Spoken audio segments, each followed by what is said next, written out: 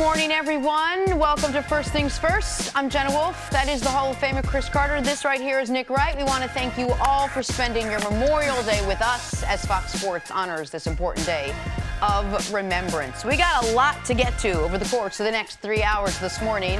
We're going to focus mainly on sports because that's what we do best. And we are going to start with the Eastern Conference Finals because that, for Toronto, was what was best. It was a Saturday night to remember for Canada. Bucks-Raptors Game 6. Kawhi Leonard fully justifying his trade to Toronto last year, posterizing Giannis to cap off a 26-3 run by the Raptors. Kawhi Leonard finishing off with 27 points, 17 rebounds, 7 assists, and a series win and a trip to the finals. Bucks are going home after losing 4 in a row. Raptors advance to their first ever NBA Finals, where they will face the Golden State Warriors. Here's Kawhi after the historic performance. It's great. I worked so hard to get to this point with the season I had last year. Just always betting on myself and knowing what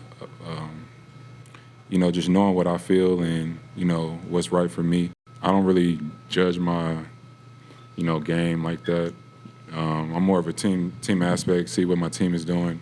Just want to win. I don't care about being the best player. I want to be the best team. I always said that. And, just before the season when we made the trade, Masai felt that way about me. He told me how he felt and why he made the trade. And, it's turning out. It's turning out well now. I mean, we're in the finals and we're not done yet. Kawhi is like, I don't know how many more good things I can say about him, right? I mean, he's just so good. And again, I'm seeing a level of competitive greatness out of him. I mean, it's just his willing us to win and him grabbing those rebounds and willing those shots in almost, it seems like, and going down and locking up somebody and taking the ball from them. It's what it is. It's great competitive desire. It's taken a long time to get here in my career, 13 years, 7 years here. I've ran into one guy for a while, and, we were given an opportunity, he left, and we beat a really good team in Milwaukee. For me, I'm savoring the moment, but, I'm not satisfied. All right, CC, what a turnaround for this Raptors team in this series against Milwaukee. How did they do it? How did the Raptors come back from being down 0-2 in the series and then winning? Well, it's easy to say Kawhi. It's easy to just talk about him and his dominance on the offense and defensive end. But collectively, you can talk about all the guys that were there in the press conference. I believe that the coach did a tremendous job keeping faith in his team, especially in players like Powell and Van Fleet, Norman Powell and Van Fleet. Van Fleet was playing awful, but he caught fire, but the coaching staff continued to play them. Compared to, on the other side, Coach Bud, Mirotic. He benches him game number 5 after he had struggled in the previous series. So how is the team going to duplicate what they did in Milwaukee, what they did in the regular season, in the postseason? They weren't able to do it. And from a defensive standpoint, people won't want to talk about it, but Toronto was the better defensive team. I thought they were in the Final Four. They were the best defensive team. The stats would say that the Bucks were. But the Bucks' inability to be able to guard the three-point line, that didn't hinder them during the regular season. It did come back to be able to bite them. The weakness in their defense, because they led the NBA in defense. In the playoffs, it's a different story. Toronto became far more physical. Their role players hit more shots. Bench scoring, first 3 games of the series, bench of the Bucks scores 43 a game. The other 3 games, they scored 20 a game. So the adjustments, I would say, are the subplots. But ultimately, it comes back, who was the best player on the court? In basketball, most times, you're going to win. In the game that's played on 94-foot court, the guy that's the best player, because he's playing both ends of it, Kawhi Leonard was the best player in this series. And that's what Kyle Lowry alluded to. He said, we kept running into one guy. You kept running into a team where you didn't have the best player on the court. And this time, you did have the best player on the court. Listen, I obviously got this dead wrong. I said a couple weeks ago the Bucks were going to win the championship, and as of 10 days ago, I felt better about that than I did when I first said it. They're up 2-0 in this series. They had just blown out Toronto in Game 2, and even after Game 3, that was a double overtime game. That was a game where Milwaukee had multiple chances to win the game and win the series, essentially. Because you go up 3-0, no team's ever come back from that. Only a handful of teams ever even forced a Game 7 after being down 0-3. But that was the turning point in this series. The Raptors in that game were able to close it out. They then blow them out in Game 4. And then what is the story of Game 5 and 6? Period, point blank, the Raptors had a closer, and the Bucks right now did not. And that is not an indictment on who Giannis is going to be. That does not take away from what he did during the season. But at the end of these games, the Raptors were able to run the offense they wanted to run. They were able to take away exactly what the Bucks wanted to do. And when all else failed, the Raptors could say, Kawhi, get us a bucket or at least get us a good shot. And the Bucks could not do that. The Raptors could do that, I should say, and the Bucks could not do that. It was, I mean, it really is, to me, it is all the points you make that I was saying, can you even keep playing Van Vliet? And then you started shooting 85% from three. The minutiae of the Bucks' #1 defense in basketball, despite allowing the most three-pointers in basketball, came back to haunt them. All those things mattered. But the headline of this was Kawhi Leonard, a more veteran player, a more seasoned player, seized the moment, and Giannis, in his first big moment like this, couldn't do it. And I don't think that speaks to his future, but it speaks to the present. You're absolutely right. The best player going into the series, I thought, was Giannis. The best player coming out of the series, without question, was Kawhi Leonard. When Nick Nurse was asked what was the difference after Game 2, what was the turnaround, what was the biggest adjustment you guys made to compete with the Bucks, he said, we needed to be more physical. We just weren't that physical with them. We needed to set more screens. We needed to spend more time with Kawhi on Giannis and really try to stop him. But in the end, it seems like what you said was right. This Toronto team, they didn't get overwhelmed by being down 0-2. They had the experience and the wherewithal to know if they just kept their game going, they were going to stay in this series. And Milwaukee, it seemed like, were the ones that were a little rattled and shaken and ended up losing 4 in a row. Do you think that being physical was the turnaround for this team? Well, they had to yuck up the game.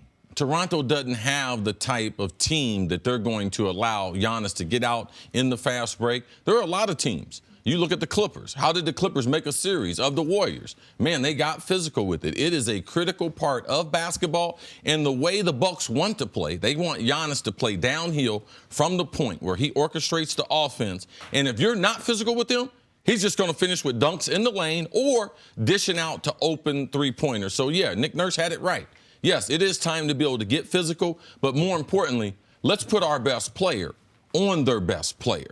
And those adjustments won out this series because Kawhi in head-to-head, and typically we don't see this. We don't see the best players guarding each other on both sides of the court. But Kawhi took the challenge, and he slowed down Giannis, and then ultimately it got in Giannis's head. He didn't want to go to the hole as much. He didn't want to get fouled. The free throw shooting was awful. It's a huge and problem. You could tell how it changed his game. So his game has got to grow. You still, Jenna? We're going to keep saying this. He's not Ben Simmons, but his mid-range games in the playoffs, he doesn't have one. And you could see it. Late in the game, he's 5 feet away from the bucket, wasn't even looking to score, looking more to pass. And the Raptors' veteran team understood much better than the Bucks the difference between being up or down 13-15 and being up or down 22-23. And by that I mean there were multiple times in games 5 and 6 where Milwaukee got separation, looked like they were taking control. And that is where a veteran team in the moment... A special team. Not just veteran team. For sure. A team that's going to have a special season. What they do is they step on your throat. They turn 14 into 24, and it's over. And on the flip side, where a veteran or a potential special team recognizes these next 5 possessions are the biggest possessions of our season, certainly of the game. We cannot let 14 turn into 24. So what did we see at the end of third quarter of Game 6? With 2.5 minutes left, Milwaukee's up 15 points. At the end of the quarter, it's only 5 because Toronto bared down as part of a 26-3 run that flipped the entire game. Milwaukee was not equipped for the moment. It's wildly disappointing for them, but credit to the Raptors for the greatest moment in the history of their franchise. All right, time now for Put a Grid on It, sponsored by CarMax. So Kawhi's masterful playoff run continued on Saturday. The Claw finishing 27, 17, and 7 to advance the Raptors to the first ever NBA Finals. See, put a grade on Kawhi's performance on Saturday. I don't know what else you can get in the class. I mean, he gets it all. A+. He was outstanding. The defense part of it was amazing to see. And since Game 3, earlier in the game, he was never 100%. He had a little tendonitis in his left knee. Then the right injury from what happened in San Antonio began to bother him a little bit. So A+ for Kawhi. Has to be an A+. And through 3 rounds of the playoffs, I think everyone would agree, Kawhi has been the best player in the league these playoffs. So Kawhi gets an A+. He was spectacular. Raptors going for the finals for the first time in their 24-year history. They'll face the Warriors. We will talk much more about this. But coming up, what made the Greek Freak storm out of his post-game press conference? That's next on FS1. You can always check us out on the Fox Sports channel on SiriusXM. We will be right back. Welcome back. All right, we'll get to Giannis storming off in just a second, but first, some Game 6 highlights. Chris Middleton with the turnaround 3 to beat the shot clock. This is one of those moments when a team hits shots like this. It's like, oh, we're going to lose if you're the Raptors. Late in the shot clock, this, I think, pushed it to 14. And from that moment forward, really. And we like Middleton as a player, but this was not a good series for him. Nope. Their number 2 player, if he's Chris Middleton, that organization has to look at, do we need a better player? All right. Next up, Kawhi driving to the hoop, denied by Giannis. What was huge here was the Siakam rebound. Was late in the game. This could have been as iconic as the Kawhi dunk. But Giannis with a great play, but Siakam's right there. They get the 2 points anyway. I think that pushed it to 5. Critical late I play. love the fact Kawhi tried to dunk it, and Giannis, oh, my goodness. That's the NBA at its best there. Yep. All right, finally, Kyle Lowry delivering the nice shovel pass to Kawhi for the one-handed dunk over Giannis. This was the capstone of a 26-3 run that turned a 15-point deficit into an 8-point lead that seemed to really put Toronto in full control of the game. Milwaukee called timeout right after. This was a different Kawhi right here. He was waiting on Giannis. He tried to put something on this one. He put that one down hard. All right, staying in the East for the conference finals, Giannis carried a Milwaukee team all year that boasted the best regular season record. But that postseason, it's a different beast and one that the Bucks just couldn't slay. Giannis would finish with 21 points, 11 rebounds, but it wasn't enough. Bucks lose the game and the series, dropping 4 in a row after winning the first 2. And after the game, the Greek Freak was none too pleased. Obviously, when you're up 2-0, that doesn't mean nothing. You got to learn how to come out and close out games, especially after Game 3. We got to get better as a team, and we got to get better individually. I think it's just the start of a long journey, and we're going to get better, and we're going to come back next year and believe in who we are, believe in what we've built this year, and hopefully we can be in the same situation and be the ones moving forward. I'm curious, you guys have talked a lot about how at this point, you know, sometimes it takes experience. I'm wondering if now that you have some of that experience, if you see more validity to that point, or what you think about that now that you've gone through it.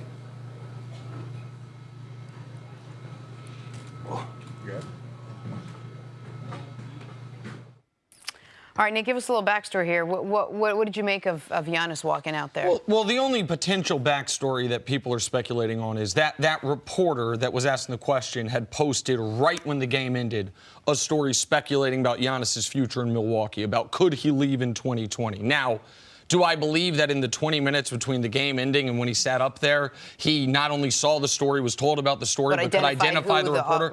I don't. So that's the only potential backstory. Let's just assume for the moment he just was done.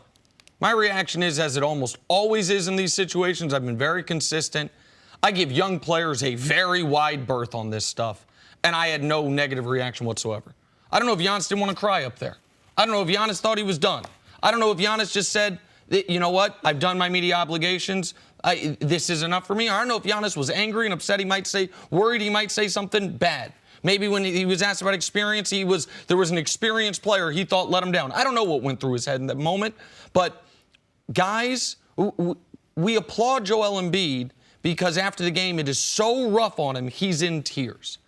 We want guys to care so much, but then we want them within 15 minutes to understand that, well, I have to answer every single question. I have to stay up here as long. I understand that's the ideal, but I'm not going to kill Giannis for this. We have seen a lot of guys do much worse things at press conferences by staying. We've seen a lot of guys who treat the media far worse than Giannis does. There are fair criticisms of Giannis in this series about one glaring hole in his game. Him leaving the press conference, to me, I know it's a story because we're talking about it. Didn't bother you. But it didn't bother me 1%. It doesn't bother me, but I do want players to be consistent. All right, I didn't think it was a very, very tough question. I thought the question, it did have relevance to the series because it's always the person who's short, who thinks height's not important, who's slow, thinks speed's not important, and the people without experience, you know something? Experience is not that important, because you don't have it. So sit up there the way you have because this is the one negative thing we have seen with Giannis his whole career. We haven't seen anything. No negative anything. No negative. He's batting 1,000. Yeah. You got one more question. It's on the tee. He could knock it out the park. It's not a tough question. I'm not going to get into his mind and everything as far as what he was going through and all that, but it's all part of the job. All right? How you handle your emotions is the reason why you're the captain. Is the reason why there's so much visibility on the NBA. You have people yelling on this. Oh, Giannis is getting ready to take the title from LeBron. All right? If he's going to be on that, we're going to keep him to the same standard we'd have for LeBron, for KD, for Steph, for Harden. If any of those guys would have walked out of the press conference, we would have had beef with it. So just be consistent. But I wouldn't have. I just want to be. I'm only speaking for myself. Okay, I just want to say, because I think I am consistent on these points. But go ahead. Well, at some point, you have to realize I'm a professional. I'm not a kid anymore. I'm not in college. I'm not in high school. It's the NBA Finals. We didn't make it. You have done a great job. I can understand you could be frustrated, but your job is still not done. Go ahead. No, I was just going to the biggest criticism of Giannis that I think is a fair one, and it's one you've been adamant about throughout the season en route to him winning MVP or probable MVP, is what the glaring weakness in his game is. And what we have seen, Jenna, throughout NBA history with the greatest of the greats is once you get to this level in the playoffs, if you have a glaring weakness in your game, it will get exposed. LeBron had won 2 MVPs, but he could not post up yet. And guess what? In 2011, the Dallas Mavericks said, we will make the focal point of our defense what you can't do. Steph had won 2 MVPs, a unanimous MVP, but had a glaring weakness on the defensive end at the time. And the Cavs made the focal point of their offense that weakness. Giannis's glaring weakness was the inability to shoot the mid-range shot, and the Raptors built their defense around that. That, to me, is a very fair criticism, something Giannis has to deal with over the course of the summer, much more than what he did at the end of the press conference. Do you look at the failure to really perfect the mid-range jumper or him not obviously shooting it very well or whatever his game is in the low post and say, well, that's the reason they lost 4 straight games? Was it because of Giannis's play, the things that he still needs to work on? Those are part of the reasons, but when you're top of the food chain, when you start picking things apart, you go to that first because he's so good that he could have such an impact on the game. If he had an intermediate game, they'd be advancing to the finals. If he had a post game, which is not only his fault, but it's the coach's fault. All right, Bud's got to be able to build call plays. Late in the game, they could not put Giannis on the box as a 7-footer and get a bucket because they don't have any type of offense with him playing in the low post. And that right there, they have to be able to work on. They have to be able to put Giannis on the wing because it's harder to double team a wing player than it is a point guard at the top of the key. Every time he drives, for the most part, he's at the top of the key. The defense can sag into the paint. If I put the point guard and I kick it to him on the wing and then he attacks that way, if I have a shooter in the corner, that guy can't come off. So it's pretty much a one-on-one matchup unless I spin back into the left side into the lane. So I believe there's other things that he can add to his game to make improvement, but I'm not going to overreact because he ran into Kawhi Leonard. Because if they get through this series, if they make a bucket late in game number 3, which they're going to have a lead at that point, so the series is going to end up being 4-2, 4-1, something like that, but that didn't happen. And then they advance to the finals against the Warriors. The Warriors don't have anyone that can defend him like Kawhi defends him. And Draymond Green is a great defender, but he's not as good as Kawhi. So I'm not going to overreact because he ran into the claw. That's all part of the NBA, and especially in playoff series basketball, Kawhi got the best of them. And the Kawhi Leonard point is critical because I believe he's the best perimeter defender we've had in the league since Scottie Pippen. And I believe if he puts his focus on one player in a series, the way he put it on Giannis after Game 3, he is going to be able to. And he didn't remove Giannis from the series entirely, but he took a guy who was going to win league MVP and made him look like a borderline all-star. And that is an enormous impact. But to put a button on this, he was asked about experience. By experience, the questioner, I believe, meant lack of guys that have gone deep into the playoffs, lack of guys that played in the finals. The other thing this Bucks team was missing, bless you, Jenna, was experience in close games. And I talked all postseason about the upside of that. 53 wins by double digits, which means you're a great team. You're blowing people out. Sure. They had the second fewest wins in basketball by less than 5 points. Even though they had the most wins, they won 70 games this year. They only won 4 games all year, by less than 5 points. They didn't have a lot of people pressuring them into late game situations during the regular season or the first 2 rounds of the playoffs. That bit them in this round. And a lot of people missed out on that because they just think, oh, they'll be okay in those pressure moments. Playoff basketball is totally different. That was the problem with the 98 team I played on with the Vikings. We had largest margin, broke the NFL scoring record in the fourth quarter. Didn't play in a lot of games. NFC Championship game goes into overtime. We weren't ready for it because we were so dominant in the regular season. It's hard to duplicate what you do over 4 or 5 months in the stretch of a month or in the NBA playoffs in a stretch of 2 months. An incredible regular season for the Bucks comes to an end. We will take a break. Coming up, are the Warriors now better off without Kevin Durant in the finals? That's next on First Things First. Is the show going to be better off when you're out, Jenna? What does that mean? Tiger Woods returns to Pebble Beach, the site of the most dominant major win, his, of course. The U.S. Open begins June 13th on Fox FS1 and the Fox Sports app. C played Pebble this weekend. Oh, it's going to be tough. It's going to be tough. Play Pebble Beach this weekend, Jenna. Very nice. Very nice. In the simulator. A simulator. He was Even basically nicer. there. Even nicer. You got me, of course, as always. Time for us to go viral. I'll believe anything. After the Raptors took out the Bucks, the city of Toronto went bananas. Fans took over Jurassic Park to celebrate the team's first ever NBA Finals. There was even a Kawhi lookalike that made an appearance in the crowd and basically showered with MVP chants. That's dangerous.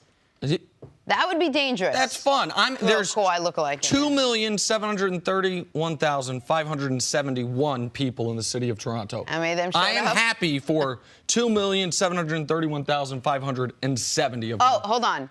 No Drake. Everyone but Drake. Everyone but Drake in the city of Toronto. I'm happy for you. EVD. You have supported basketball north of the border. You've made. Cry me a river. Well, that's not a Drake song. That's a different song. That's Justin Timberlake. He can actually sing, unlike Drake. When he tries but that's to. what Drake he got should on his stick to rapping and whatever. Kawhi, you're right. Kawhi me a river. This is Drake. Zip it. But I'm happy for all the people in Canada. Our friends in Canada, the viewers in Canada. You ain't got no friends in Canada. I got friends in Canada. Butch Carter. Take that. Have you heard from him lately? Yeah, he was texting me, and you and him seem to be in a little bit of a brother tiff on this group text we have. No, I got friends in high places, man. What's that got to do with anything? Sometimes my basketball IQ rivals his, and he's a little. Oh, you're saying a little brother jealousy. Yeah, he thinks he's got a TV show, but he don't. Well, I mean, so he tries to give me tips. He also tries to book guests for our show, which, by the way, Butch, if you're watching, that guest you tried to book for this TV show, I will take on my radio show later this week. We'll talk about that. Butch Carter, former coach of the Toronto Raptors, by the way. Happy for the people of Toronto, except for Drake. Except for the kid from Degrassi. All the kids. Time for stories to start your morning, sponsored by Gillette Clear Gel. A little football talk to kick us off.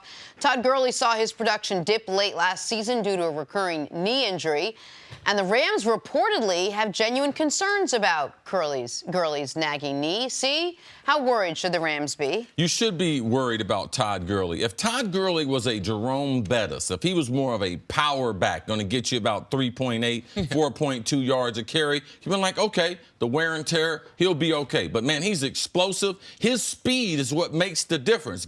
Getting through the hole, he can score from anywhere on the field. He has rare speed and power combination. That's what makes him one of the elite runners. If Gurley is not Gurley, if he's compromised, if he's not the running back we have become accustomed to, then the Rams will call it a Super Bowl hangover. But their season will look like a team that is suffering a Super Bowl hangover when they're really suffering from the lack of the most important player on their offense, Todd Gurley. They should be concerned. He is vital to everything they do, and all that pre-snap stuff is to set him up. Yeah, Jenna, it's important to be Gurley. Oh, there you Oh, go. okay. Well done. Okay. And moving on to some moves now. Jenna didn't like that. Go ahead. Giannis dropped 21 points, 11 rebounds Saturday, but it wasn't enough. The Bucks lost to the Raptors 100-94, saw their playoff run come to an end.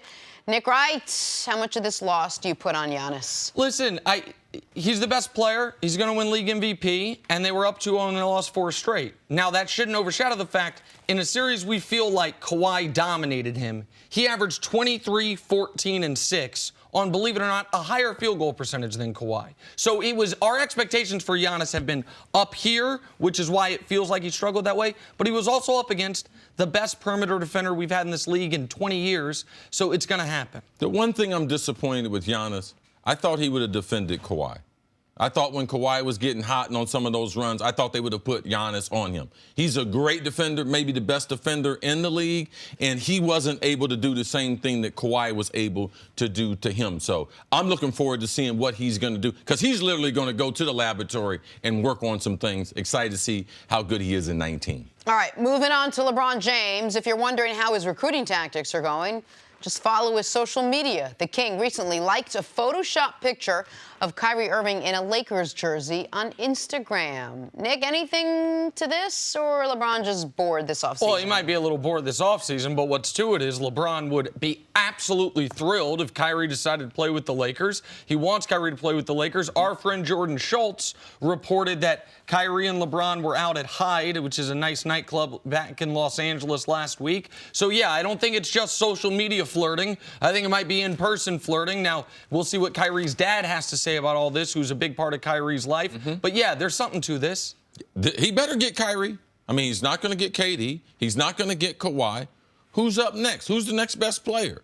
He is the next player. LeBron better be involved in recruiting if they want to be able to land someone, because I'm concerned about free agency, that when the music stops, the Lakers, no one has a chair for another superstar next to LeBron. All right, speaking of LeBron, Father Time is not on the Kings' side. The 34-year-old is entering his 17th season and coming off a year where he played a career-low 55 games.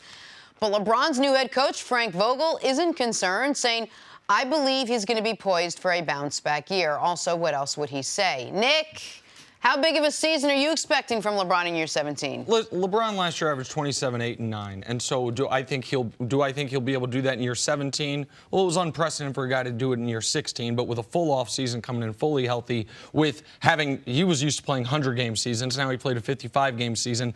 I do think he'll be able to get to that level.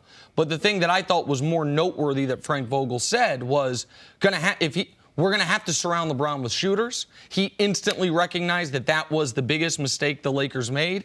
And whether they get Kyrie or not, whether they get the star free agent or not, or trade for Anthony Davis, guys like Terrence Ross, Bojan Bogdanovic, Danny Green, guys that are unrestricted free agents this offseason, who you need to see if you can get in that second wave of free agency to have people on the wings instead of guys similar to Lance Stevenson. I think LeBron's gonna produce no matter what. What will determine how successful the Lakers are if they get the star and if they then fill out the rest of the roster with guys that can shoot the ball, which has always been the key to LeBron James-led teams having great offenses. Yeah, I'm just glad that they made a 180-degree turn from Magic Johnson, saying we need to get some playmakers. We need to get guys who can make plays with the ball in their hands. No, they don't. You need shooters on the court. LeBron, it's not a bounce-back season. Do we say, is he going to get injured? We don't think he's going to get injured, but his numbers don't need to build a bounce back. How do the Lakers bounce back? Put together another superstar with LeBron, continue developing these young players. Because, yes, I do believe LeBron, if healthy and the younger players stayed healthy, they could make the playoffs, but they're not going to make a run in the playoffs. LeBron's legacy is about winning, trying to get in the championship, trying to get into the Western Conference Finals. So that's a bounce-back season for me. How do they get to the Western Conference Finals? They need to be able to add a couple shooters and at least one star. All right, trying to get back to the NBA Finals as well, so let's talk about that. Warriors will be traveling north of the border to take on the Raptors in Game 1 on Thursday. Kevin Durant's status has been up in the air as he still nurses that calf injury. But with the Warriors cruising to 5 straight victories without KD, some are wondering if Golden State even needs the services of the back-to-back Finals MVP. Here's Durant on all the noise surrounding his status. It's hard to get away from that, because I watch the games and you watch the lead up into the games, and that's all everybody talking about. And my perspective is just like I want to focus on rehab, but I also want to be a fan of my teammates. You know what I'm saying? I want to enjoy, my teammates from a different view. You know what I'm saying? And a lot of those guys sit and cheer and cheer for the rest of the guys, the starting guys. And then I get an opportunity to do the same thing. And I turn on the TV, since I can't travel with the team, all you hear is the noise. You know what I'm saying? So as a player, I think about that, and I'm just like, it's just not true. That's not facts when it comes to that from a basketball perspective. And but the competitive side of me, I also like to talk basketball as well. So if you're going to say something like that, I'm going to engage in it. So it's all fun, it's all cool, but I know the real. It's been that way since I got here. It's the Warriors and KD, you know what I'm saying? And I understand that. And I felt like my teammates and the organization know exactly what I've done here on and off the court to become a part of this culture to kind of,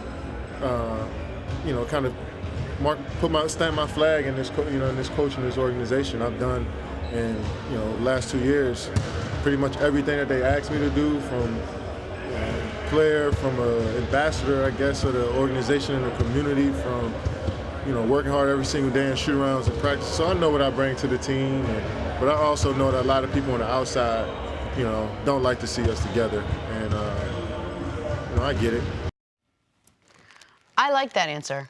I liked that whole riff. I liked everything you had to say. It felt honest. It felt like, here's where it's at. This is where the table's set, and now let's just kind of move forward and see what happens. But how badly, Nick, do the Warriors need KD against this Raptors team? Well, I mean, we don't know if he's going to play, and they're enormous favorites in Vegas. When we do our picks. Without him. Well, I mean, that's what Vegas. Right. You can make a bet on him now. We don't know if he's going to play. We don't expect him to play at the very least Game 1. Toronto has home court, and the Warriors are still something like minus 285 favorites in the series. Are the Warriors better without Kevin Durant?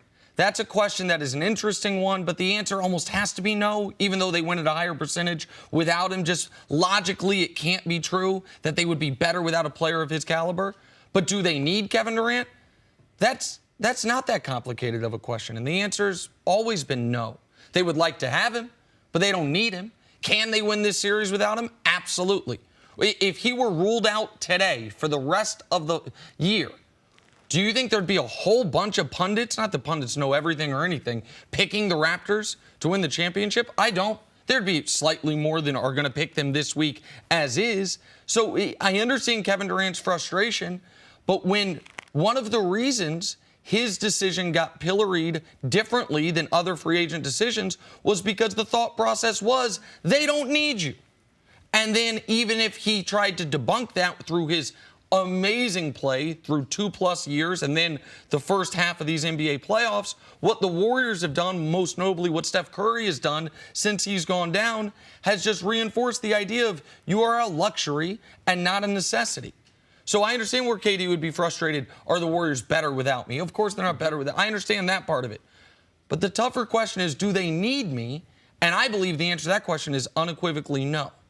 I don't think they're better without KD. All right? It's just from a logical standpoint. Being in too many locker rooms with great players, being in too many locker rooms with marginal players. When you realize and you look across the court, across the field, and you're like, man, they're better than us. They got more stars than us. They got more firepower than we do. So we have less margin of error. Because, Nick, last week, all I heard, the last 2 weeks, all I've heard is Golden State, what their record is without Kevin Durant. All right? Everyone goes back and forth. Oh, they've won this. They've done this. That's a pace for a record-breaking season. Let me tell you what they haven't done with Kevin Durant. They didn't lose a 3-1 championship lead. They didn't do that. So Steph Curry, you can tell me all those numbers, all Steph Curry when he's in the lineup. Steph Curry was on the court when they were up 3-1 to OKC. So Kevin Durant, you can say, no, the numbers don't say that. But with playoff when they were up 3-1 to Cleveland. To Cleveland, yes. But that's the difference to me.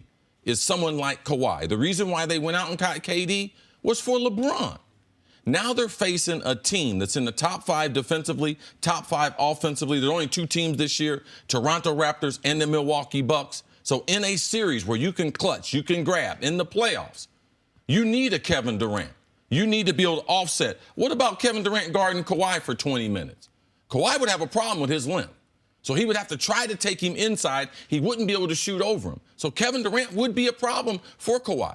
What about taking some of that energy with Kawhi? You know he's a little bit gimpy. And if he's got to guard KD, 20 to 30 minutes, that's going to take something out of him. So in playoffs, in a series like this, yes, I would prefer to have Kevin Durant because they have someone like Kawhi. If I was going through the regular season, you don't need him. But the one thing they haven't done with KD, they didn't lose a championship. Well, they did lose one with the rest of them. That's absolutely true. And it was, obviously, the sequence of events was KD without these guys blew a 3-1 lead of his own. Then these guys without KD blew a 3-1 lead of their own. And then together, since then, they haven't lost a playoff series. They've only faced elimination 1 game, that game 7, or 2 games, game 6 and 7 against the Rockets in the Western Conference Finals last year. And the numbers are that Cris is talking about is when Steph plays and KD doesn't, they're 34-4. And when KD plays and Steph doesn't, they're 28-18. That's the difference between a team being on a 50-win pace and a 73-win pace. And so that their record with Steph and without KD is better than their record with them both. But the reason I don't think anyone can make a case they're better without him, even if those numbers are, that's a big sample size, and even if, like I said, their defense is better and Steph is better and Draymond's better, all those things, is right now, this moment, Kevin Durant's going to be a free agent this offseason. If you root against the Warriors and you're trying to say they're better off without Kevin Durant, or with Kevin, they are worse with Kevin Durant, then in theory you're rooting for him to stay. And nobody that roots against the Warriors is rooting for him to stay because everyone knows they are more dangerous with him. But they don't need him. And everyone wants to feel needed. And for Kevin Durant, and this injury came at almost a cruel time because he was playing at a level where it seemed like they had to have him. He's averaging 39, 5, and 5. And then immediately he goes down, and Steph inserts himself in that area of production, 36, 8, and 7. So it's very hard to make the case, given what we've seen over these 5 years, that they have to have Kevin Durant, even against Kawhi Leonard. But if they didn't need him in the Blazers series, you can make a case that they probably do need him against this Toronto team, especially with Kawhi playing the way we just saw him play. Toronto was such a better defensive team than the teams they faced in the West. They're so much better. Look at all the minutes during the Portland series. Golden State was down. Golden State, yeah, they did win these games because they have veteran experience, what Milwaukee didn't, so they were able to come back. But if you look at the number of minutes, Portland had the lead. They didn't have a closer, and they didn't have their superstars show up, and they are not a good defensive team. So, I mean, to me, it's quite simple. And I think it can boil down to this. Kevin Durant drastically raises the Warriors' floor. He drastically raises what a bad Warriors game is. But it doesn't appear to me he raises their ceiling much at all. The best Warriors game without him and the best Warriors game with him is about the same thing. Would they have won the Clippers series without KD? Absolutely. Absolutely, they would have won the Clippers series without Kevin Durant. 100%. Wow.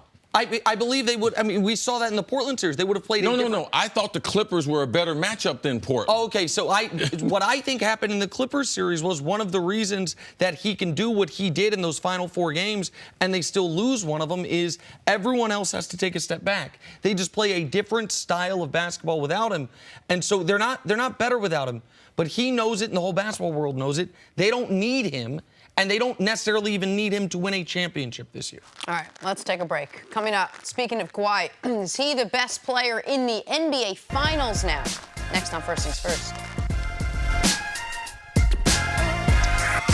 Back here on First Things First on this Memorial Day, we're joined by FS1 NBA analyst Sarah Kustok. Good to see you guys. Thanks for being with us today. Hey, a holiday with the 3 of you. What's better? There's nothing better. There's nothing better. Yep. That's what I said this morning. It was a Saturday night to remember for Canada. Bucks Raptors Game 6. Kawhi Leonard fully justifying that trade to Toronto from San Antonio last year, posterizing Giannis to cap off a 26-3 run by the Raptors. Kawhi finishes 27 points, 7 rebounds, 7 assists Raptors advance to the first ever NBA Finals where they'll face the Warriors. Here's Kawhi after that historic performance. It's great. You know, I worked so hard to get to this point with the season I had last year. You know, just always betting on myself and knowing what just knowing what I feel and, you know, what's right for me. I don't really judge my, game like that. I'm more of a team aspect, see what my team is doing. Just want to win. I don't care about being the best player. I want to be the best team. I always said that. And, just before the season when we made the trade, Masai felt that way about me. He told me how he felt and why he made the trade.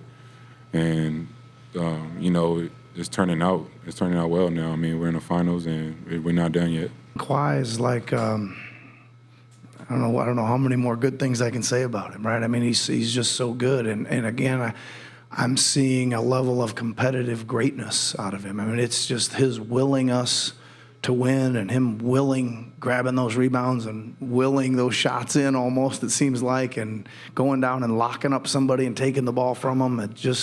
It's what it is. It's great competitive. All right, Sarah, how did the Raptors do it? We all thought, a lot of people did, that they were left for dead at 0-2, but they somehow, not UCC, they somehow managed to win 4 in a row.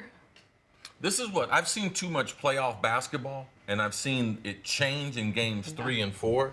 But a team that has not proven it, like Milwaukee, I'm not going to grant them, they are a championship team. And because of who I work with, it's like whatever team you're on. Right now, Steph Curry realizes we got a little less offense, so to create balance for the show, I have to do toss a Nick lot in this already. of that's fine. work. No, that's fine. I got to do a lot of work That's to fine. build balance out of this. I was all in on Milwaukee. I think even Cris thought Milwaukee was the heavy favorite up I thought they were a better team. Right, but not that they were necessarily going to, that the series wasn't over. I did think the series was over. And so to read T. Jenna's question, how did you think they were able to do it? You were not the only one that thought that Milwaukee was a heavy favorite. But let's not forget, these were the top 2 teams with the top 2 records in the NBA. This was an extraordinary series.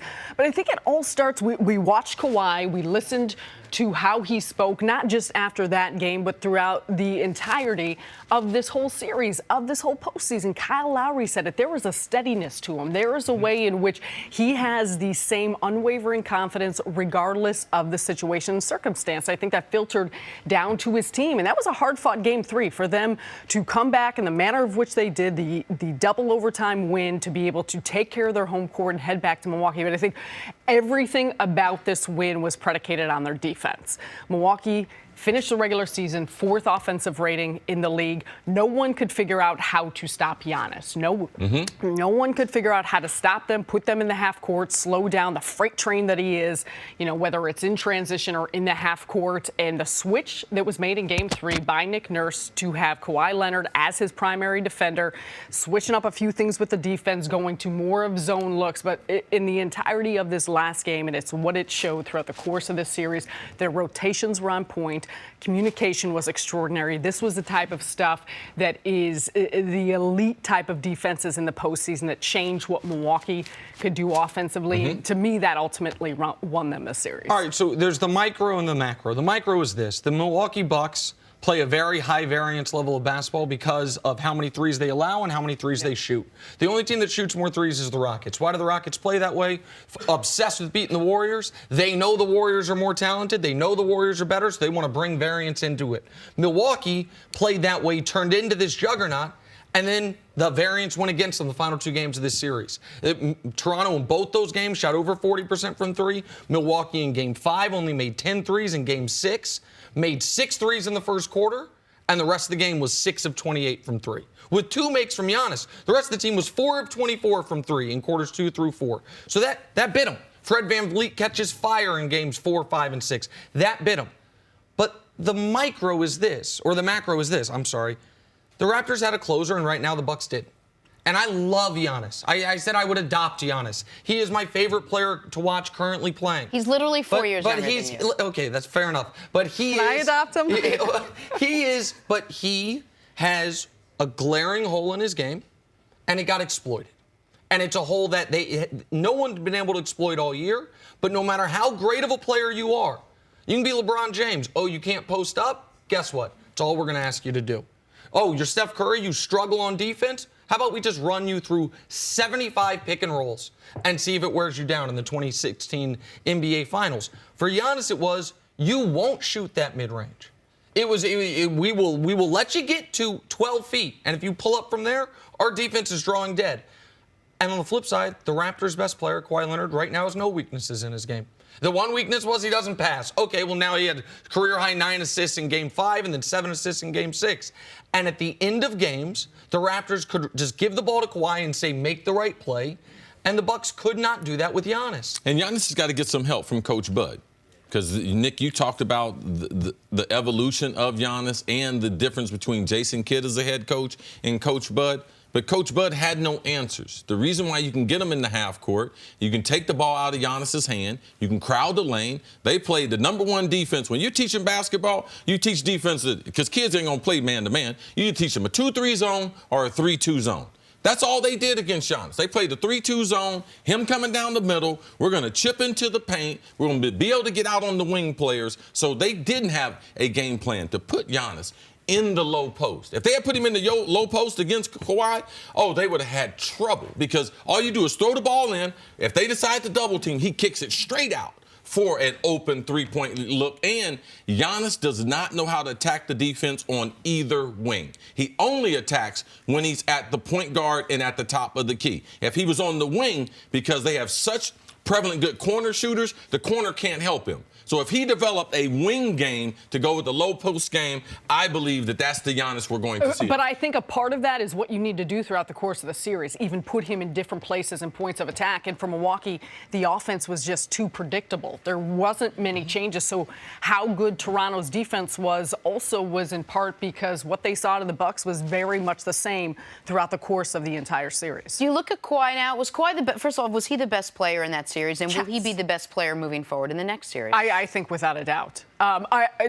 First part of your question, I think without a doubt he was the best player in that series, the previous series we just saw. And I'm not sure going into that series, I think it was up for, at least in my mind, up for debate whether it would be Kawhi or Giannis. I think clear-cut Kawhi was not only what he did offensively, defensively, but the little thing. I mean, think about all the rebounds that he got, the offensive rebound. He had game-changing plays throughout the course of all 6 of those games.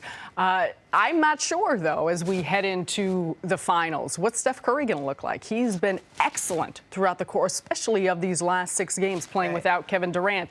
Is Kevin Durant going to come back? So I think it's going to be fun to see what players come out at the stage that we're getting set to see. If Kevin Durant was to rush himself and come back, it wouldn't even be fair to put him in there because I still believe the calf will be a lingering issue if he was on the court. But if we're judging basketball the way the basketball game should be played, there's 94 feet. There will be no question in this final who's the best player, and that's Kawhi Leonard. Because what he does on the defensive end, if you're looking at real basketball, and the reason why it was a great comparison with him and Giannis, because we have 2 of the top 5 defenders we have in the league. Both of them playing on the court at the same time. It's different with Steph Curry. He has no rating as a defensive player. It's predictable what he's going to look like on defense. Steph on offense, he'll be amazing. Now, it's just a matter of if Kawhi puts up the same numbers that he put up in round 1, round 2, and in the finals, we know what he's going to do on the defensive end. I believe Kawhi Leonard will be the best player on the court. And the other thing, however you tier Kawhi, KD, and Steph, what Kawhi has unequivocally answered is you can trust him as your closer. And that was something that we hadn't seen him do on this type of stage in San Antonio because he hadn't been on this type of stage. The last time he played in a conference finals game, a full game, was 2014. And people who watch basketball, people in the media, everyone wants to give San Antonio credit for all of Kawhi. Oh, they developed him. Oh, he did this. Oh, that looked like Kawhi Leonard. It's time for us to start giving Kawhi credit for developing his game. No doubt about it. But the point that I'm making is Kawhi, the Spurs actually, I think people have forgotten, hadn't made it back to it. They won the title in 2014. They only made the conference finals 1 year between now and then, and that was the year that Kawhi got hurt in the third quarter by Zaza Pachulia. So we hadn't seen him on this level of stage close people out. The Raptors had, starting with really, I would say, maybe going into the series, but certainly by Game 3, even though they were down 2-1 after Game 3, they knew if it is close late, it favors us. If it is close late, it favors our role players, and it favors Kawhi because we don't have to scheme up something for him. We can just give him the ball and he'll figure it out. That is an enormous edge that I didn't know going into this series Toronto would have because we hadn't seen Kawhi do it as this level of his career. We now have seen it. All right, Sarah, stick around. Take a break. Coming up, can the Warriors complete the three-peat without Durant? That's next up. First things first. Back here with Sarah Kustok, and we're going viral. Steve Kerr will have the tough task of figuring out how to stop Kawhi Leonard, and he's reaching out to just about everyone for help. Check out this picture someone snapped of Kerr having dinner with Greg Popovich. Oh, my gosh. Ooh. Basketball Forever captioned it, "Tell me everything about Kawhi." All right. I love the fact that if you look, it looks like Pop's wearing just some logoed T-shirt at probably what ended up being about a $12,000 dinner, knowing how Pop does things. I bet that was a 4-hour dinner with over-under at 6.5 bottles of wine, Pop, Kerr, and whoever else was there. I thought you were going to give the tab on that. Yeah. Given the wine we're that they into five drink? figures, I would imagine. There's a great story about Pop and the Spurs family and the wine, but I don't know what I don't know what Kerr can glean from Pop that we haven't been watching on full display in these NBA playoffs. I imagine Kerr's been watching the games. What up, C? I screwed up. Oh, that's what Pop's going to tell him? I screwed up. That may be true. I should have hired that other doctor, the one that Kawhi went for the second opinion. Right. Dang. Everything's coming to light. Everything's coming to light. Sarah, we're talking the NBA Finals here. Warriors will travel north of the border to take on the Raptors on Thursday. Kevin Durant's status has been up in the air as he nurses that calf injury. But with the Warriors cruising to 5 straight wins without KD, some wondering if Golden State even needs the services of the back-to-back Finals MVP. Here's Durant and all the noise surrounding his status.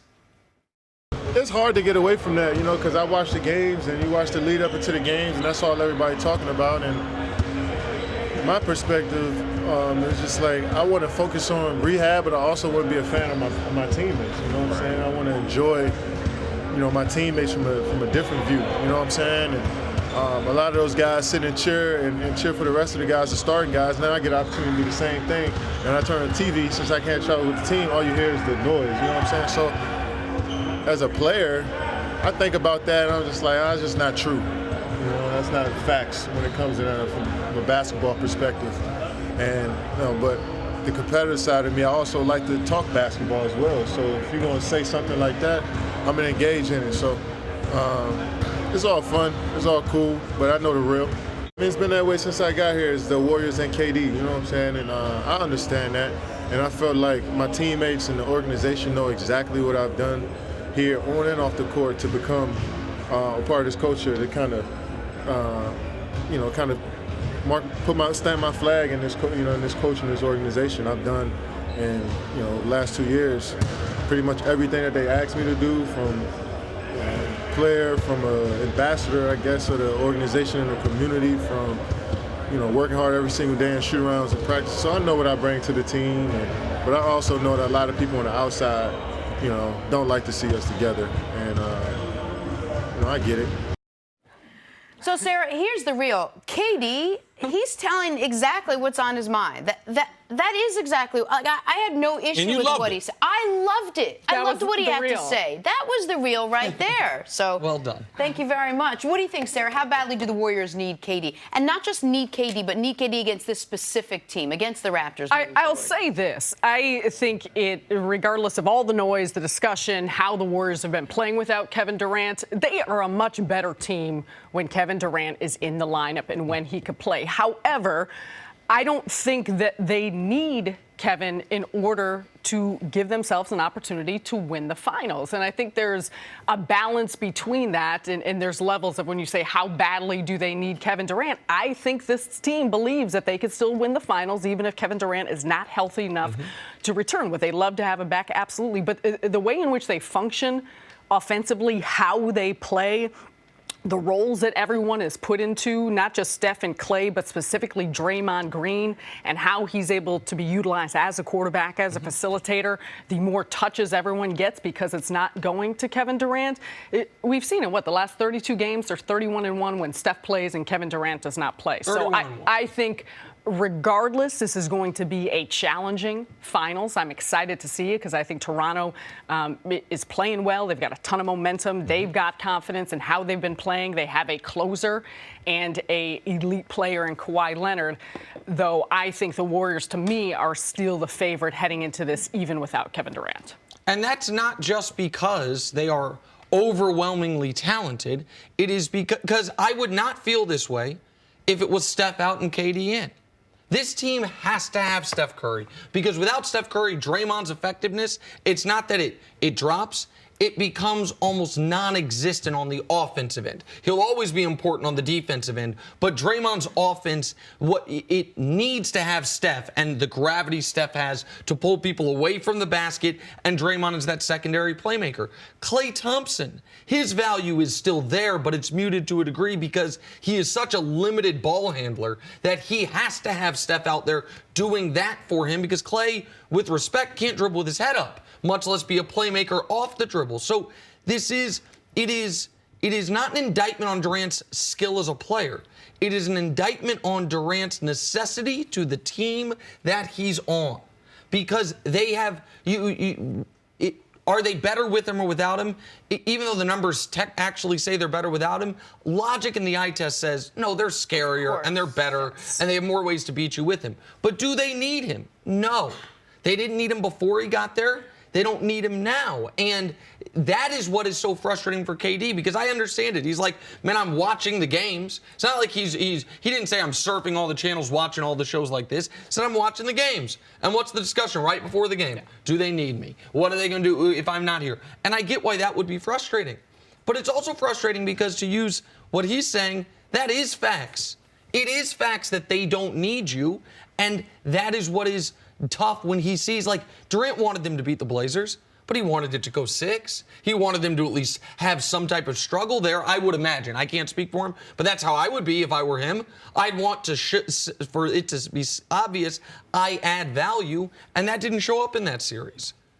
This is the real Jenna. Kevin Durant, he was getting 35 in the first round against the Clippers. Steph's in the lineup. So KD, no matter what, he don't care who's on the court. This seems to be the problem. Steph feels like he got more freedom if KD's not on the court. Because when we seen KD not be there, Steph's averaging 36. KD was averaging 35. We act like Steph's averaging 45 now, and KD was only averaging 25. Like, KD was getting his no matter what. Now, Steph, there are more shots. Do they play with a different style? Absolutely. But for 101 minutes compared to 83 minutes, the Portland Trail Blazers had the lead. Portland is not one of the elite teams in the NBA. So for me, even though they did win the series 4-0, man, there was some struggle with the Warriors, even with Portland. Portland was one of the worst defending teams, especially the worst one of the Final Four. Yeah. They've never been a good defensive team. So there was some struggle there with the Warriors. So I know the word need is a strong word. They are a better team regardless of what the numbers say with Kevin Durant. Give me 80 games of playoff basketball, the clutching and grabbing. And you give me 80 games without KD in the playoffs, because the one thing KD has on his resume, these Warriors, they can have all those regular seasons, but they had a 3-1 lead. They lost that lead and lost a championship. KD wasn't on that team.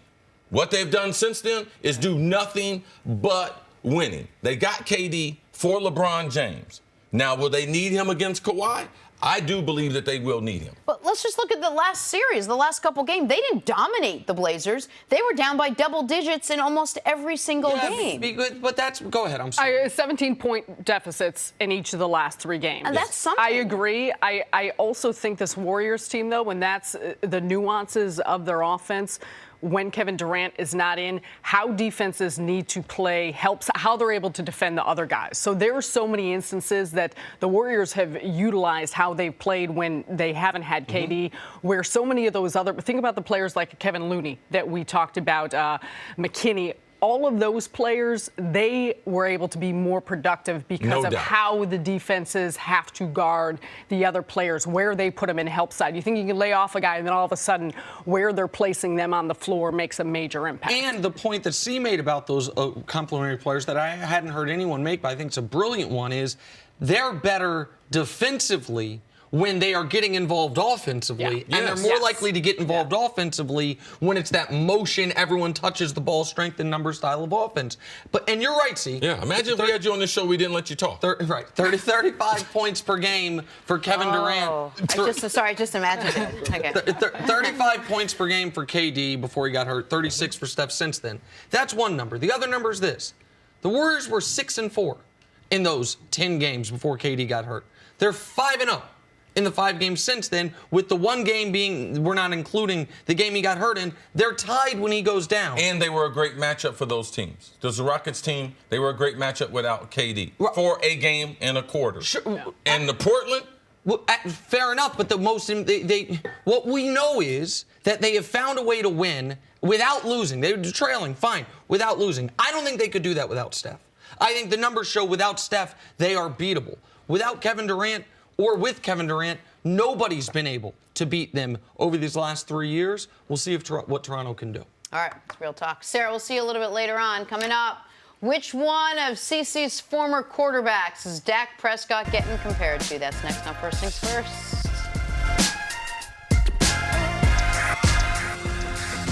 Saturday on Fox, baseball's biggest rivalry heats up as the Yankees host the Red Sox. Others will see the Cubs take on the Cardinals or Angels Mariners. It all starts 7 Eastern. Check your local listing for the game in your area.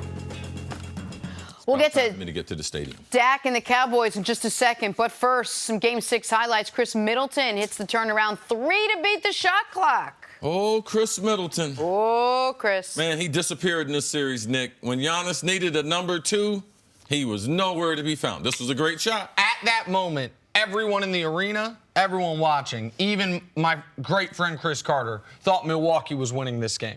You go up 14, you make shots like that, everyone thought they're winning. Oh, my God. Next up, Kawhi driving to the hoop, denied by Giannis. Great block.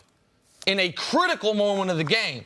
But nobody's there on the help side. It's not in the highlights. Siakam just found money. Oh, this ball bounced right to him. He gets the dunk anyway. I love found money. Finally, Kyle Lowry delivering the nice shovel pass ahead to Kawhi for the one-handed dunk over Giannis. That's what San Antonio, when they traded money. They traded Kawhi to Toronto because that's what he's been in the 1 year that he's going to be there in a trial. He's got the shot of the NBA playoffs, Game 7 against the Sixers, and he's definitely got the dunk of the playoffs. And that was the culmination of a 26-3 run.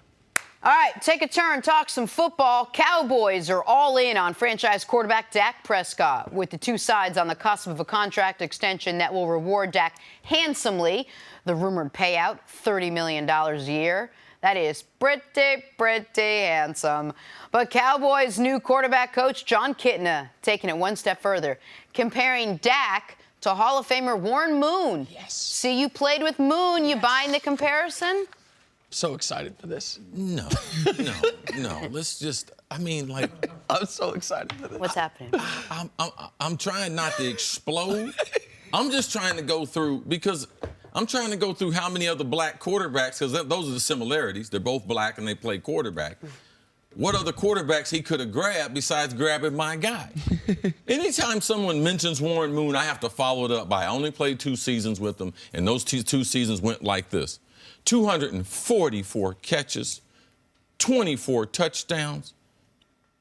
That's 122 catches, 12 touchdowns a year. I think I can't remember how many yards. I had a little short of 3,000. I can't remember. Warren Moon is amazing. Warren Moon used to tell me, Chris, the difference between me and everyone else you've played with, I was like, what is it, Warren? He said, those other guys, you got to be this far open. He said, with me, I need you to be this far open, and I'm going to tell you, you have the type of hands, I'm going to throw the ball to you sometime when you're double covered and you're covered because I believe in you. So I'm just going to tell you from a psychological standpoint, talking football. Me and Warren Moon had one spat when we were together. It was in one of the first practices that we had, and he decided when I was the primary guy that he was going to utilize his football knowledge and throw the ball to someone else. And I decided you are not going to do that to Cris Carter. Man, I ripped into him. And he gave me one of these finger points and told me to come here. And told me he'd never talk to me. You'll never talk to me ever that way again. And he said, I'm throwing the ball to these guys in practice so they can develop some confidence. Even me, as an old guy, I know, you idiot, that you're going to be opening the game. I'm playing the game now in practice, so everyone else feels like no matter what the route is, you're the primary guy. They got to run hard because I'll throw it to them. I was like, oh, okay. Well, you play quarterback. I'm going to try to play wide receiver. He taught me so many things as far as training, taking care of your body, how important weightlifting was to it. Taught me so many things as a leader. Warren Moon is one of the 5 greatest football players I played with. And I played with 8 Hall of Famers. Right. So I got to select him, first ballot Hall of Famer. I got to select him amongst others. Him, Reggie White, those 2 right there. I'm not even going to mention the other 3. But that's what I think about Warren Moon. That was the kind of football IQ he had. Man, he was an amazing, amazing football player. And I feel I'm obligated because Kitna did it. I like Kitna. Kitna hadn't had a lot of experience coaching in the league, but I like Kitna. I like his whole story. When you drop a name like that on one of the up-and-coming stars on the Dallas Cowboys, it's up to me to give some clarity to people, to let them know who he was comparing them to. Because he wasn't just comparing them to any other quarterback. Warren Moon is one of the greatest quarterbacks to ever play, and he's the greatest African-American quarterback that's ever played in the NFL. So then tell me what you think Kitna was referring to. Why would he pick Moon? Go ahead. I mean, I think because people in general have trouble making cross-racial comparisons, and so you just mind automatically. You see a great white. Keith Van Horn was going to be the next Larry Bird. Why? Because this is a white dude. He's taking number 2 in the draft, so I guess he's going to be Larry Bird. The Cowboys' entire organization clearly is very invested in talking up Dak Prescott. So the very best black quarterback you can compare him to is, of course, Warren Moon. But listen, Warren Moon, go back to when he was in college. And watch those tapes. Like, this is unfair. He also, take him when he was in college or take him today. I think he's a more impressive physical specimen than Dak today. And Warren's 50-something years old. So yes. That's an unfair standard. The reality is for Dak, or if we're going to compare players to great players, there is a Cowboy you can compare to an all-time great through this part of his career. You want to do Zeke versus Emmett? No, say through 3 years. Is Zeke Elliott on his way? Like, now, it's even that one, even though Zeke has 2 rushing titles, probably would have a 3rd if he didn't get suspended. He's got, okay, awesome, do it for another 13 seasons, and you're Emmitt Smith. But at least he's put down the foundation of it. Dak is, right now, the 2nd best quarterback in his division who is trying to become a consistent upper echelon passer. That's who Dak Prescott is. The Cowboys are betting on the come on this. They are betting that he is going to become the player that he has shown the ability to be in flashes, rather than they would not be getting ready to pay him $30 million a year if they thought where he is right now is where he's going to stay. They think the good parts of his game are going to continue to grow, and the bad parts of his game he's going to minimize. But I can't pull a lot of stylistic similarities between these 2 guys. Warren was a great athlete, but he didn't make his money running around. He could throw the ball as well deep as any player of his era or any era. Warren's got pinpoint accuracy. He can throw any type of ball that you would want as a wide receiver. He can play in any offense. He drops straight back. He played in the run and shoot where he was a half rollout throwing on the run. He has amazing accuracy, his football knowledge. I guarantee you right now Warren Moon has 12 to 14 seasons, better than Dak Prescott's had 1 season. Warren Moon, I mean, he is one of the elite. Right now, wherever Warren Moon is, he can throw a 40-yard strike right now. He has that type of arm talent. Could you catch it? Well, you right know, now. If they put some gloves on me and I got glasses and everything too, my 2020's back, John. Yep, I got all that. Good stuff. Take a break. Coming up, has Kawhi Leonard silenced the critics this postseason? Back to basketball next on First Things First. Haven't caught a pass from Warren, but I did break the Guinness Book of World Record, catching the ball from Peyton Manning off a building in New York City. Recently? Oh, yeah. You're going to see it this year. Spoiler alert. Oh, yeah. That's the NFL Films. Welcome back to First Things First, and thank you for spending your Memorial Day with us. us as Fox Sports honors this important day of remembrance. Happy Memorial Day to everyone.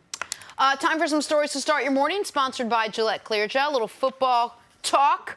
Todd Gurley, he saw his production dip late last season due to a recurring knee injury, and the Rams reportedly have genuine concerns about Gurley's nagging knee. Cece, how worried should the Rams be? You should be concerned, not because he's a running back, but because the style of running back he is, Jenna. He has breakaway speed. The reason why you consider him, L. Bell, Ezekiel Elliott, the best 3 running backs, he has blinding breakaway speed. That's why people might give him a little bit of edge over Zeke or over L. Bell. His speed makes the difference. And a knee injury, if he was Jerome Bettis, a big banger, guy going to have about 3.8, 4.2 yards a carry, I wouldn't be as concerned. But with his breakaway speed and his ability to be a receiver out of the backfield, Nick, I'm concerned. And when you're a team that has invested more money in the running back than any other team in the league. Before you had to. And despite that, you know what the Rams did with their 3rd-round pick this year? They drafted a running back. I'm sure they saw value there, but also that's a bit of contingency plan for Todd Gurley, and he is the secret sauce to this offense. It's not Jared Goff. It's not Brandon Cooks. It's a little Sean McVay and a lot of Todd Gurley and the threat he provides to the defense on every single snap that opens everything else up. If he's not 100%, this team will go from the Super Bowl to out of the playoffs. All right, moving on to LeBron James. Smart guy. I see what you're trying to do there. If you're wondering how his recruiting tactics are going, you got to just follow his social media. The King recently liked a Photoshop picture of Kyrie Irving in a Lakers jersey on Instagram. Nick, anything to this, or just LeBron bored this offseason?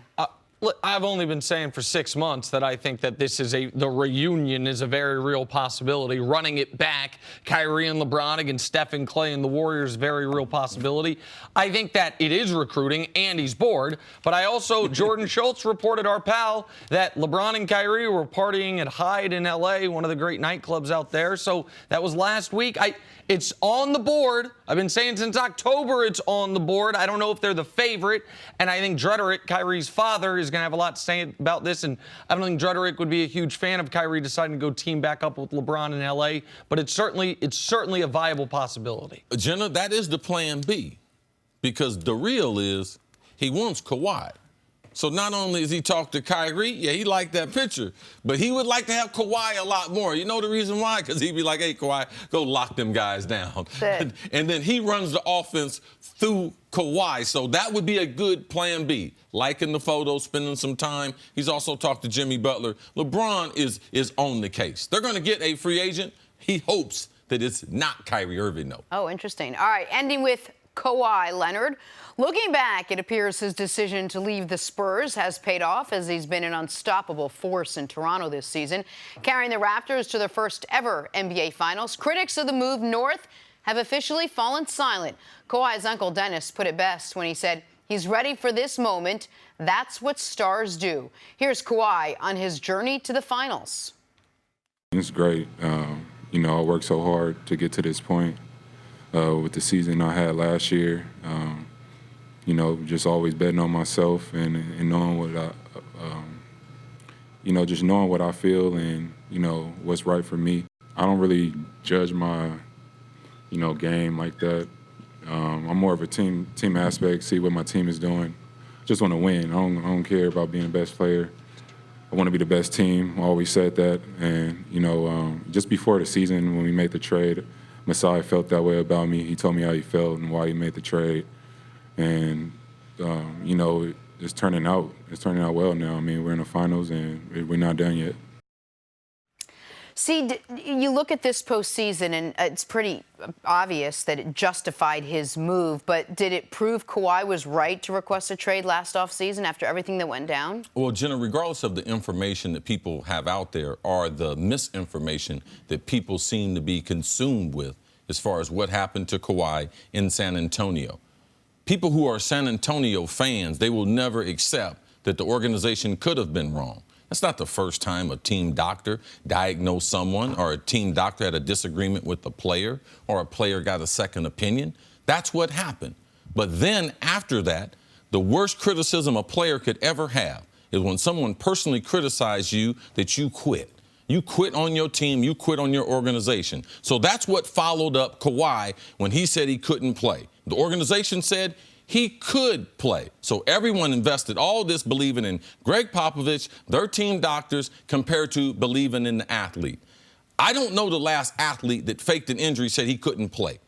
All right, let alone a superstar athlete. We have never seen anything like it.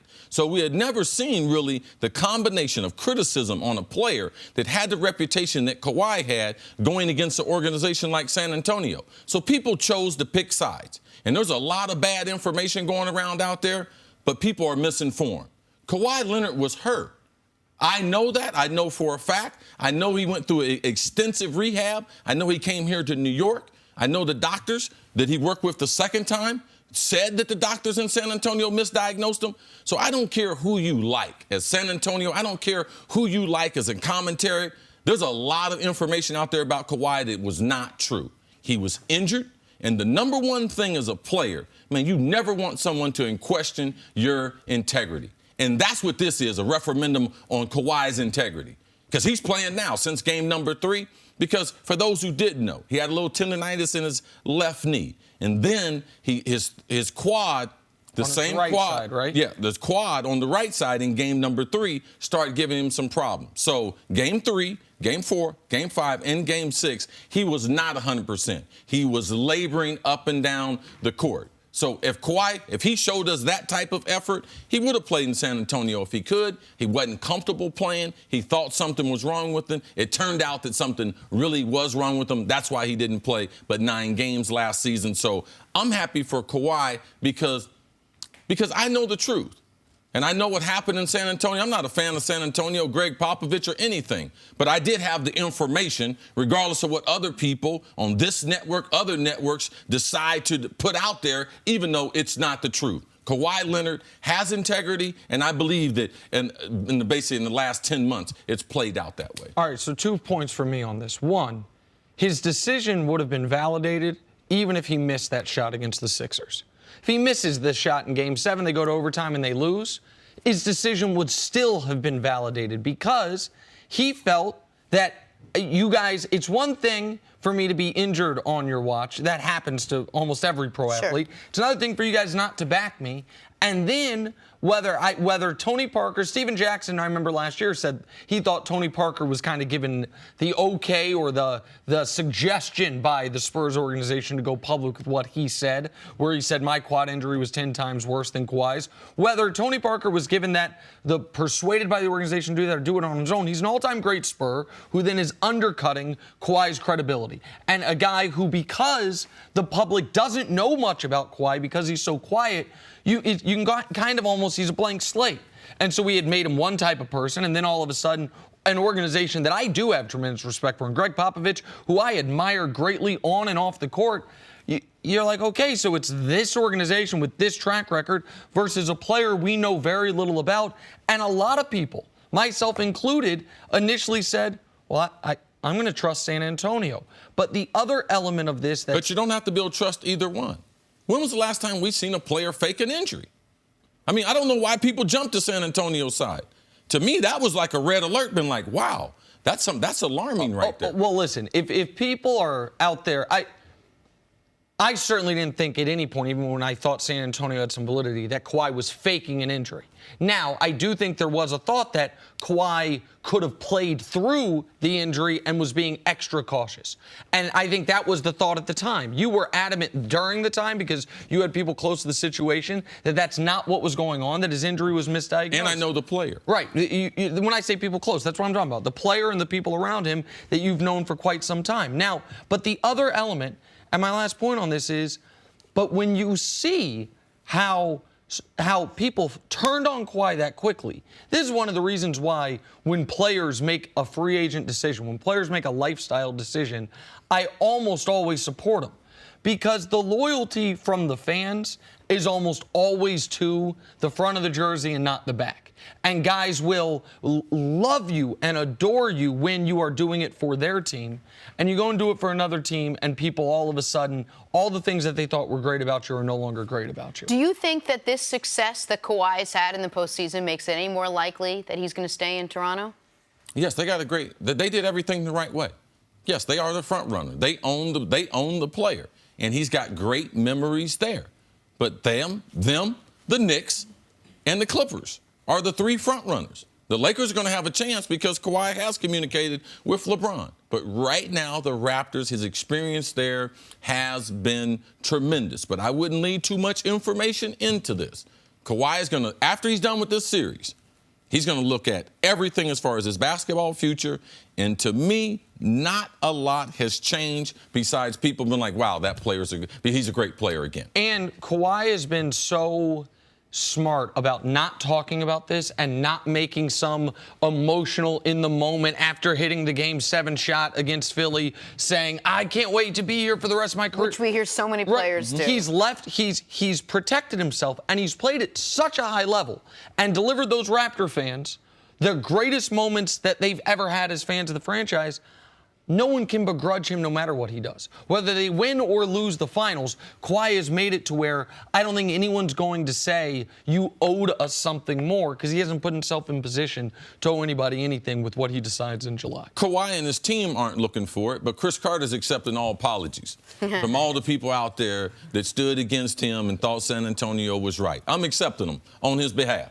They don't need him, but I'll take At Cris Carter 80 if you want to do that. Kawhi and the Raptors heading to the NBA Finals after beating Giannis and the Bucks. If you don't want to do it publicly, you got my number and everything. Coming up, what had Giannis storming out of his post-game press conference next on First Things First? You should just Especially if you're on this network and you want to do it. I like that. If you're on this network and want to do it, I want to hear a shout.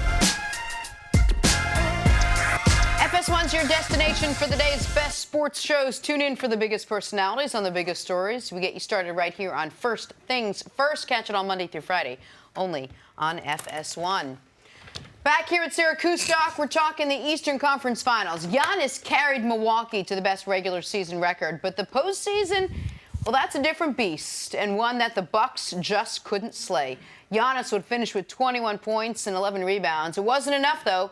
Bucks lose the game and the series, dropping 4 straight after winning the first 2. And after the game, the Greek Freak was none too pleased.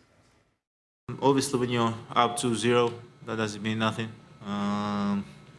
You got to learn how to come out and close out games, especially after Game 3. We got to get better as a team, and we got to get better individually. I think it's just the start of a long journey, and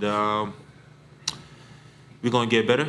And we're going to come back next year and believe in who we are, believe in what we built this year, and hopefully we can be in the same situation and be the ones moving forward. I'm curious, you guys have talked a lot about how at this point, sometimes it takes experience. I'm wondering if now that you have some of that experience, if you see more validity to that point, or what you think about that now that you've gone through it.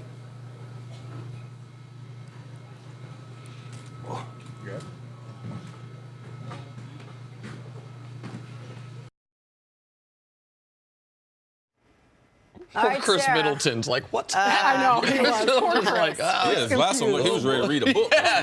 What, Sarah, what was your reaction to that? Probably Chris Middleton's reaction. They just lost 4 straight games. They lost an opportunity to go to the finals. Giannis Antetokounmpo was a guy who has been extraordinary with the media throughout the entirety of his career, front runner for MVP.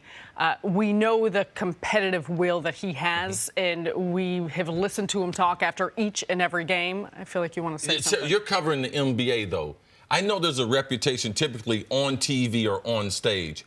Give us his real reputation behind the scene, because I think you're kind of surprised. I'm surprised. I'm surprised Okay. because he is one of the nicest players you could find. You go in the locker room, he's joking, he's goofing around. He has always been a pleasure anytime I have been covering him. I know a lot of his teammates very well. Brooke Lopez, who has been with the team, who I've known for many years since playing with the Brooklyn Nets, and adores him. So was I surprised? Yes. I was surprised because of how respectful he always is with the media. Now, the backstory of course, which I think you guys got into earlier. Malika Andrews was the ESPN reporter who I know and who I respect her work very well. She has been covering the team and around the team throughout the duration of this entire season, has relationships with all those players, with Giannis as well. There was an article that came out that she had clearly pre-written shortly after the conclusion of the game that talked about the pending contract of Giannis and will he stay in Milwaukee after the 2020 season. Some inside sources talking about the fact that if they were to go to the finals next season, that might help the case for Milwaukee to keep Giannis. I don't know. I have a hard time thinking. It's a quick turnaround from the time the game ends, you're upset about the loss, to get that type of information before you're getting to the podium. So, you know. The speculation was he walked out because it was her asking the question in reaction to an article that, while it was, like you mentioned, pre-written with the details of game, it was written in case they lost. Right. But it had which is a normal thing to happen. But it also means it didn't post until they lost. So there's like a 15-minute window of real time between when the moment this thing goes up on the internet and when Giannis sits down at that podium. And do I think that Giannis, who had expectations to go to the finals, the team probably talked about and expectations to win a championship, when they just lost and their season ended, that he's checking his phone, that he's worried about articles that are put? No, I don't. So I'm not sure the reason for a reaction that we have not seen out of Giannis throughout the course of his career. He's 24 years old. He's someone who I respect, who those around the league respect. And so, to me, I give anyone a pass in that situation. And he had sat there. That was the end of the media session. He had been answering questions for the better part of 10 to 15 minutes. No, he sat there. Guys get less criticism for skipping it than they do for doing what he did. And this is an outlier event for Giannis. He's 24 years old. It's the most crushing loss of his basketball life. And I don't know why he walked out. Maybe he saw the article. Maybe he realized, I'm about to cry.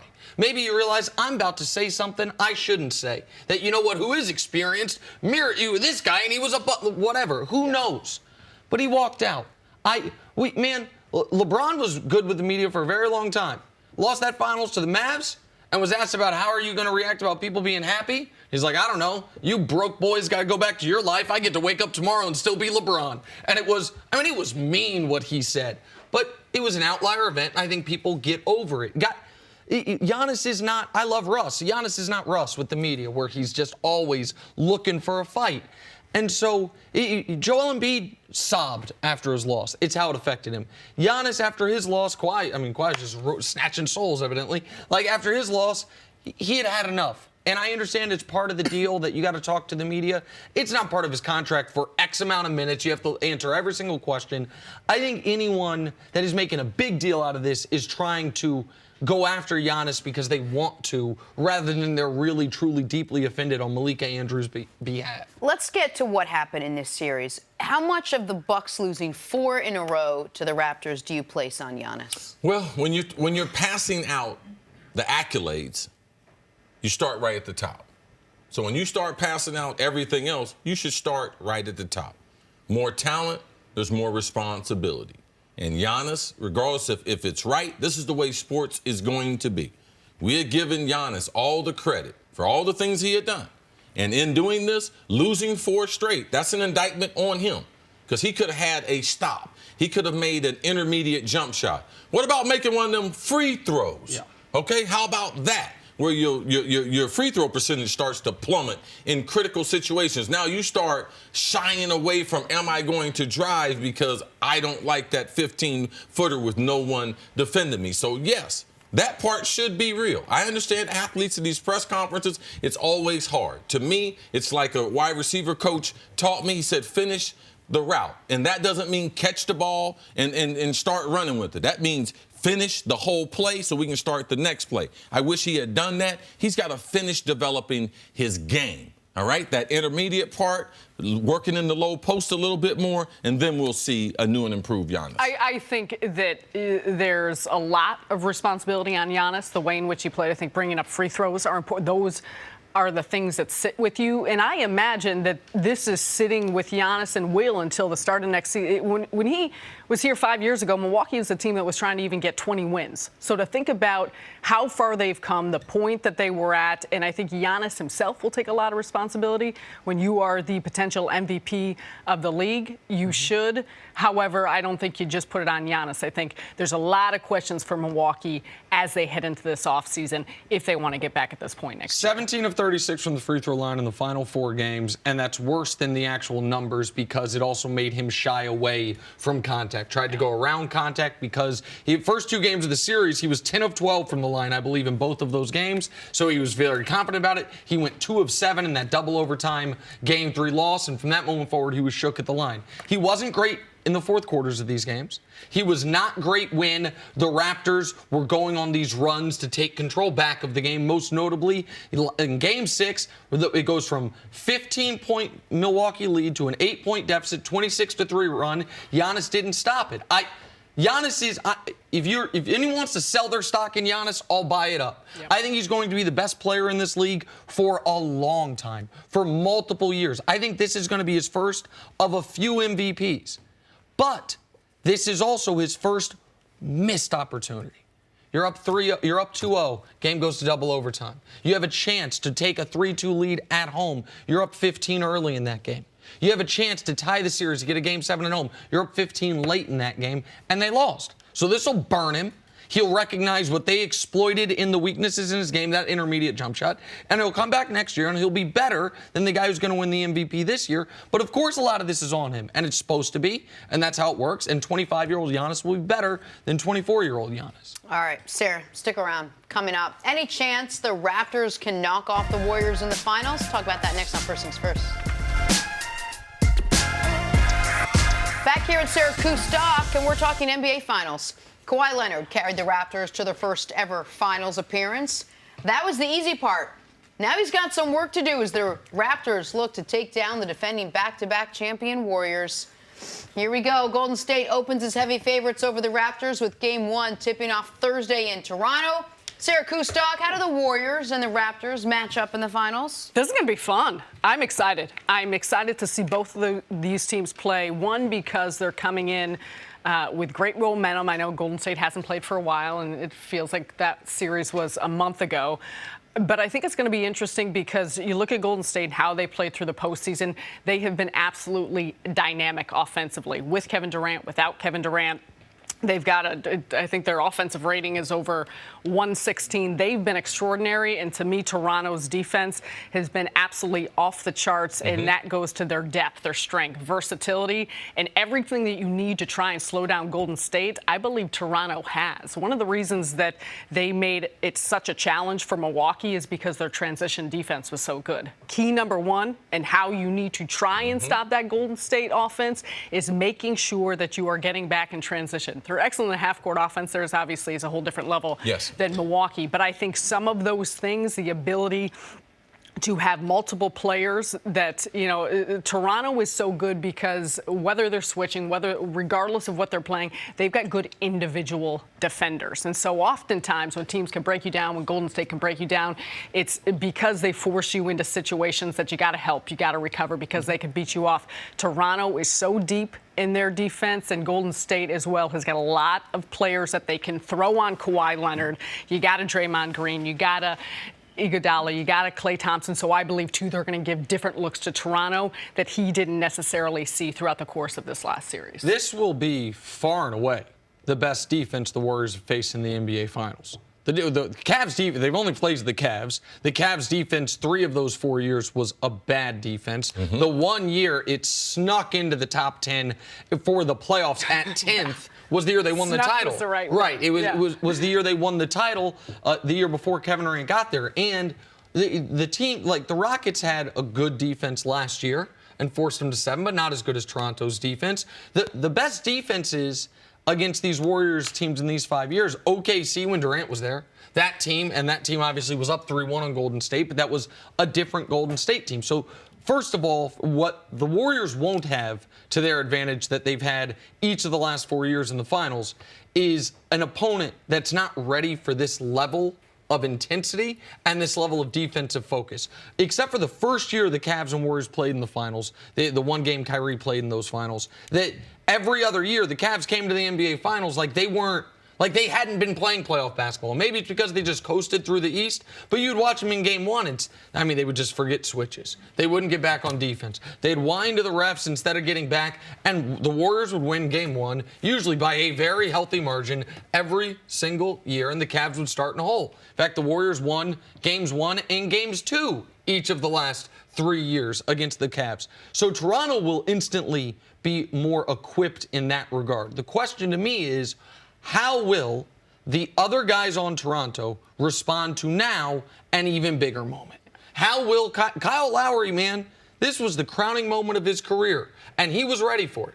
Now your season's going longer than you've ever dealt with. There's more wear and tear on your body than you've ever dealt with in a season, and there is more scrutiny on every single play. He's got a better assignment, though, because Bledsoe he was on the all-defensive team. Oh, as opposed to who he's going up against now and going up against Steph. 100%. Yes. Danny Green, though. How's Danny Green? Danny Green's going to have to play. Danny Green, 0 for 7 in the last 2 games, all on open corner threes. 0 for 7 on the greatest shot in basketball. Just clank, clank. If he can only play 14 minutes a game like he did in the last 2 games, then the Raptors are in real trouble. So I feel like we can expect a certain level of play from Kawhi. How will the other Raptors respond to a moment that, except for Danny Green, if I'm going through the roster in my head, none of them have ever been in? Yeah, so what I'm going to be looking for is your comment about the transition defense of the Raptors. Ibaka's been there. Their transition defense is outstanding. Now, can they play transition defense, which will take Draymond Green a lot of his offense away? I do believe they'll do that. But can they take away the lane and also get out to the three-pointer? Because Milwaukee didn't necessarily attack the three-point lane that way, the way Golden State was. They run out and they run straight for the three-pointer. So I believe the transition defense is the number 1 point, and I believe probably the most important player outside of Steph and Kawhi would be Serge Ibaka and his ability. How much center can he play? 2 meetings they had this year, there's a number of players that didn't play in those meetings. Both of those wins by the Raptors. Serge Ibaka played at the 5.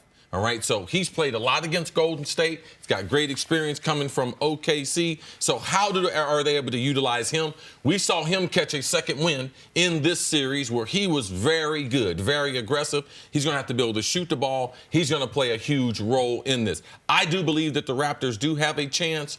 The number 1 question for the Raptors is, how long can they hold on to home court? If they can hold it for 2 games, then, man, we're going to have. Meaning if they go up 2-0. Yes. They go up 2-0. Because the Warriors haven't been down in the finals, have never not had home court advantage. You can't lose home court to the Warriors in game number 1. I wouldn't be as concerned about game number 2 because I believe that the Raptors can go to Oracle and win there the way other teams have been able to do. And I also think, to your point about the different complementary players, are we going to see the Fred VanVleet that we saw in the early part of the postseason? The latter part, Pascal Siakam, is going to be an important key. I do believe that Toronto is a unique team in how they can go big. They can go small. They have a variety of ways to play. But this is going to be fun. These teams haven't met since December. And you mentioned it, Kawhi, Steph, and Draymond each miss one of those 2 games.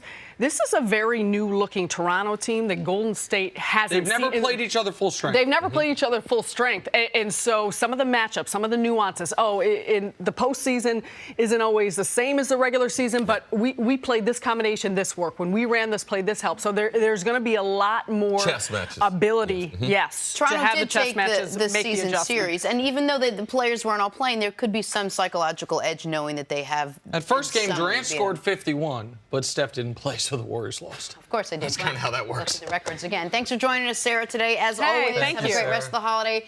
Coming up are the Lakers zeroing in on Jimmy Butler next on First Things First. Thank you for listening to the First Things First podcast. Remember, leave us a review and tell us what you think. Subscribe to the podcast on Apple Podcasts and catch us on FS1 Monday through Friday, 6:30 a.m. Eastern. For Cris Carter and Nick Wright, I'm Jenna Wolfe. So long, everybody.